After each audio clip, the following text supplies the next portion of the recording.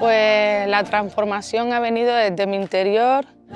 He conseguido estar más tranquila, más enfocada en mí.